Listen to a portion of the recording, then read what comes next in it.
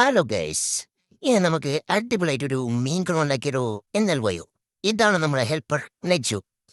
ആഹാ, എന്താ ചിരി? എന്ത് കാര്യത്തിനായാലും ഇപ്പോൾ ഒറ്റക്കെട്ടാണ്. പിന്നെ നമ്മൾ പണിയങ്ങ് തുടങ്ങിയിരിക്കുകയാണ്. ആദ്യം ഫ്രിഡ്ജിന്റെ മോട്ടർ അയക്കുക, അതാണ് ടാസ്ക്. അങ്ങോട്ടും ഇങ്ങോട്ടും തിരിച്ചു. പിന്നെ സ്ക്രൂ ഡ്രൈവറും പെൻ ഡ്രൈവറും വേണ്ടേ? എന്തെല്ലോ എടുത്ത് തിരിക്കലെന്നെ, അങ്ങോട്ട് തിരിക്കലേ ഇങ്ങോട്ട് തിരിക്കലേ. ഇതൊന്നും അതിന് കിട്ടാൻ നല്ല പണിയാണ് മക്കളെ. ഇനി നമ്മൾ പണിത്തട്ടതുമായി നടക്കുകയാണ്. അത് കഴിഞ്ഞ ശേഷം നമ്മൾ ഡോർ അയക്കാൻ തുടങ്ങിയാലോ. സ്ക്രൂ എടുത്തു, അങ്ങോട്ട് തിരിച്ചു ഇങ്ങോട്ട് തിരിച്ചു. ഇത് കൊടുങ്ങണ്ടേ? എന്തെന്നാണില്ലേ, ഇത് കഷ്ടപ്പാടാണ്. തിരിച്ച് തിരിച്ച് തിരിച്ച് തിരിച്ച് അത് അളകും, വീണ്ടും തിരിക്കും അളകും. ലാസ്റ്റ് ഒരു വക നമ്മൾ അത് അയച്ചെടുത്തിരിക്കണോ. എന്നോടാ കളി, ഞാനാരാ മോനെ. അങ്ങനെ ഞാൻ ഫുള്ളായിട്ട് ഊരിയെടുത്തിരിക്കുന്നു. നേരെ അതും എടുത്ത് ഞാൻ മാറ്റി വെച്ചു. ആഹാ, എടുത്തങ്ങനെ മൂലക്കെ കിട്ടും. പിന്നെ എൻ്റെ ആവശ്യം നടക്കൂട്ടാ. ആഹാ, ഇനി നമ്മൾ അടുത്ത പരിപാടി. അടുത്തതാണ് മക്കളെ ടാസ്ക്. പിന്നെ ഫീസർ. ഈ ഫീസർ അയച്ചെടുക്കാൻ നല്ല ടഫാട്ടാ.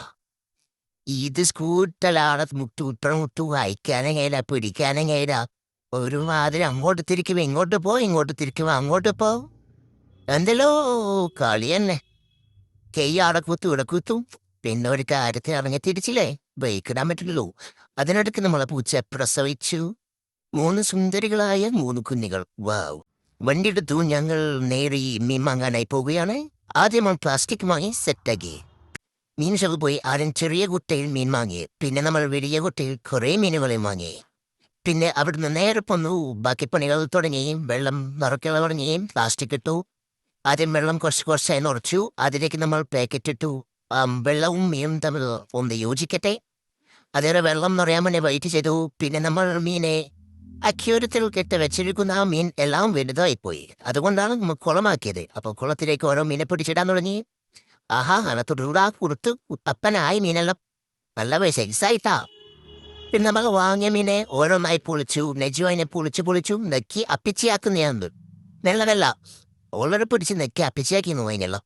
പിന്നെ ലാസ്റ്റ് നമ്മൾ കാണുമ്പോൾ എന്ത് മനോഹരമല്ലേ മീനുകളെല്ലാം കാണാൻ. എല്ലാം വലുതായി. ഇത് ചെറുതാവുമ്പോൾ വാങ്ങിയതാണ്. ഇപ്പം സാധനങ്ങളെല്ലാം വലുതായി. ഗോൾഡ് ഫിഷെല്ലാം ചെറുതാണ്ടായിരുന്നത് വലുതായി. ലാസ്റ്റ് നിങ്ങൾ നോക്കൂ, ഇഷ്ടപ്പെട്ടു. എങ്ങനെയുണ്ട്? നമ്മൾ ഫുള്ള് സെറ്റപ്പാക്കി, ചെടിയെല്ലാം വെച്ച് മൊത്തം മജയാക്കി. കാണുമ്പോൾ തന്നെ ഒരു നാച്ചുറൽ ഫീൽ. ഇത്രയും മനോഹരമായി സെറ്റാക്കി ലാസ്റ്റ് റിവ്യൂ. നിങ്ങളുടെ അഭിപ്രായങ്ങൾ പറയൂ.